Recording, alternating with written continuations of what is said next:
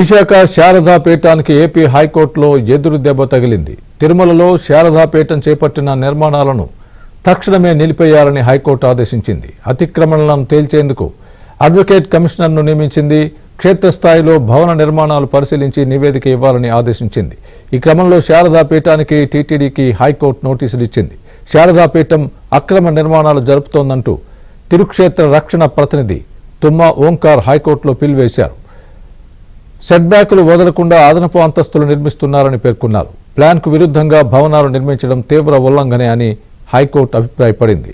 నిర్మాణాలను నిలిపేయాలని ఆదేశిస్తూ విచారణను 3 వారాలకు వాయిదా వేసింది.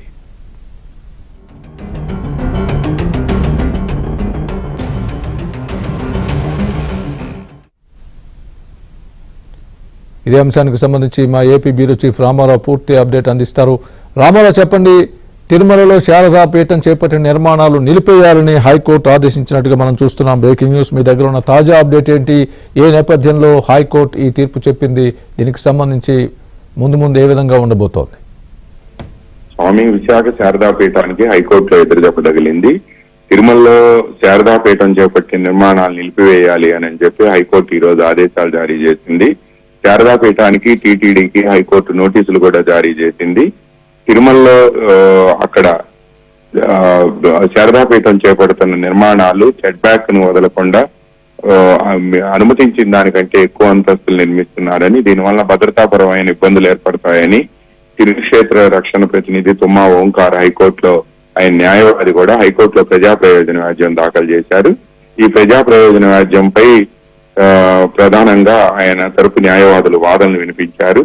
ఈ విధంగా అతిక్రమణలు చేసుకుంటూ వెళ్లటం, అదేవిధంగా ఇచ్చిన ప్లాన్ కు విరుద్ధంగా కూడా నిర్మాణాలు చేయటం వలన భవిష్యత్తులో భద్రతాపరమైన ఇబ్బందులు ఏర్పడతాయి అని చెప్పి కూడా ఆయన హైకోర్టు ధర్మాసనం దృష్టికి తీసుకొచ్చారు. ప్రధాన న్యాయమూర్తి ధర్మాసనం ఈ బిల్లును పరిశీలించిన వెంటనే భవన నిర్మాణాలు నిలిపివేయాలి అని చెప్పి ఆదేశాలు జారీ చేసింది.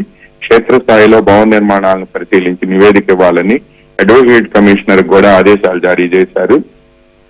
భద్రత విషయంలో ఎట్టి పరిస్థితుల్లో రాజీ పడే ప్రసక్తే లేదు అని చెప్పి ప్రధాన న్యాయమూర్తి ధర్మాసనం వ్యాఖ్యానించింది. అయితే సెట్ బ్యాక్లు వదలకుండా అదనపు అంతస్తులు నిర్మాణం చేయడం పట్ల తీవ్ర అభ్యంతరం వ్యక్తం చేసింది. కానీ శారదాపీఠం తరఫున సీనియర్ న్యాయవాది వాదనలు వినిపిస్తూ ఇప్పటికే అదనపు అంతస్తుల నిర్మాణానికి వీటన్నిటికీ కూడా అనుమతులు కోరుతూ ఒక దరఖాస్తును దాఖలు చేశామని, దీనికి అనుమతులు ఇంకా రావాల్సి ఉంది అని పేర్కొంది.